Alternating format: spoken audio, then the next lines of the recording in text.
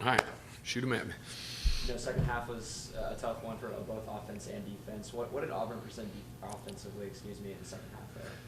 Yeah, well, when we came out of it really feeling like throughout the course of the game, our guys played really hard. Thought we played very physical.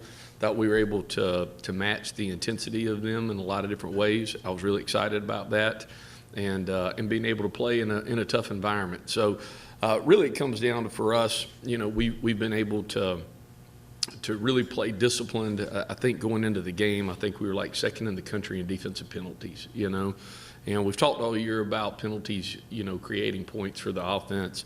So we've got to continue to do what we've done a good job all year, which is limiting those things. And they kind of crept up early on us in the game. And then, it comes down to, really two big runs in the second half.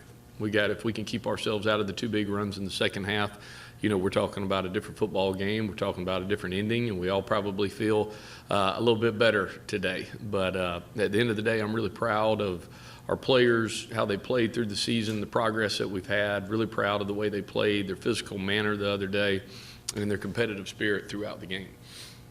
Because, when you're in the second half, when you're playing defense a lot, they're on the field a lot, you obviously get tired, you get winded throughout, you don't feel so much. But, what is your message to them while they're trying to, deal with being tired and having to keep going back out there? Well, it kind of goes back to what we've talked about a lot through the year, which is, we play a lot of players. We try to have a lot of depth. And, throughout the course of the year, I can't remember what it is, if it's 15, 16, 17, 18 DBs, 5 to 6 inside linebackers, 3 different outside linebackers, and we typically carry 10 to 12 defensive linemen. We try to play them all. And I think that's one of the things that's helped us throughout the course of the year is the depth. And I think it's kept us fresh, and I think it's kept us healthy. And, so I think that becomes part of it is particularly when you got to tackle 2 backs that I think are 2 of the elite backs in the country that Auburn has. I think you've got to be able to keep pitching to them with fresh bodies and guys being able to continue to look and see it. That was our plan through the week. We had watched a lot of the SEC opponents and good SEC defenses on the film get worn down by the backs, through the third and the fourth quarter. And so we were trying to prevent from that happening. And unfortunately, we wind up letting 2 runs get out on us. And, those are things that are my fault. At the end of the day, I've got to do a better job being able to protect our guys and being able to put them in better positions. And it's nothing to do with our players. Something in particular pop on tape for you guys after the Auburn game? Yeah, the 2 big runs. I mean, at the end of your guys. what we did well. Yeah, well, I think it continues to be what we've tried to preach all year, which is just the physicality. I mean, Auburn walked into the game being able to have two backs like we talked about that are dynamic, and SEC offensive line in a tough environment. And I thought, as we went through the first half and really through the first 3 quarters, I think there was a point, with I want to say there was 3.5 to 4 minutes left. Before the fourth quarter, where you're still within a field goal, and being able to be in reaching distance and being able to have held them to 20 points at that point. And so I think that the physicality that we were able to take and that approach, I think, is really the thing I'm most proud of. When it comes to Goes, he can be explosive on both ends, both sides of the ball, rushing, throwing. What do you have to plan on to contain him? Yeah, well, Nikosi's a great player. So I was at Florida last year. We opened with FAU, so I got a whole summer to try to watch him. And I think he is dynamic. I think he is a super talented thrower. I want to say he's 23 touchdowns and only 5 interceptions this year. Obviously played last year and is a Miami transfer. I think he's a dynamic runner. When he chooses to run it, I think he wants to throw it first. And I think they obviously have runs that are designed for him to be able to run.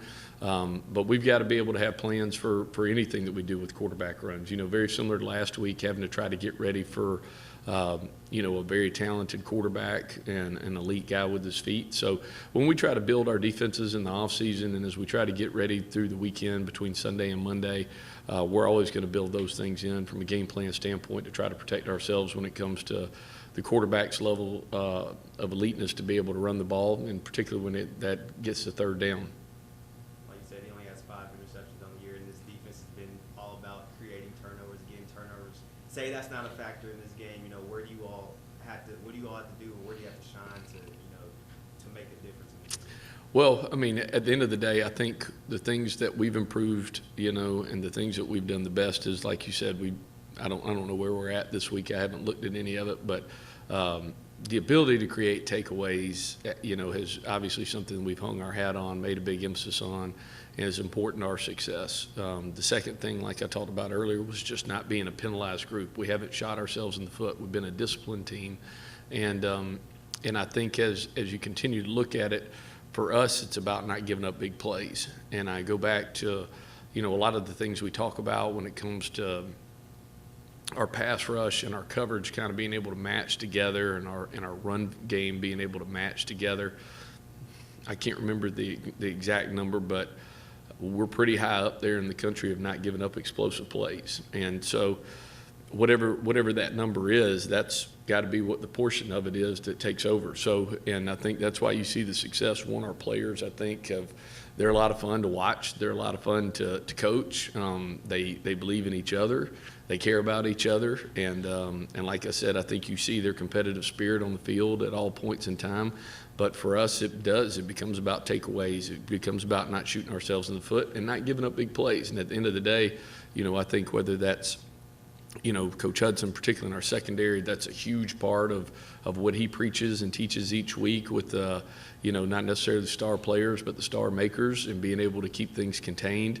I think Travis Cunningham, our linebackers coach, has done a great job of that. I think that when you start talking about, Michael Hutchins, our outside linebackers coach, and the impact that he's had on those three outside linebackers, and Kenny Baker, I think everybody collectively has done a great job in being able to keep them from having big plays. So as long as if the takeaways, sometimes they come in bunches. You have 3 or 4 one game. You may go a week or two and not have as many.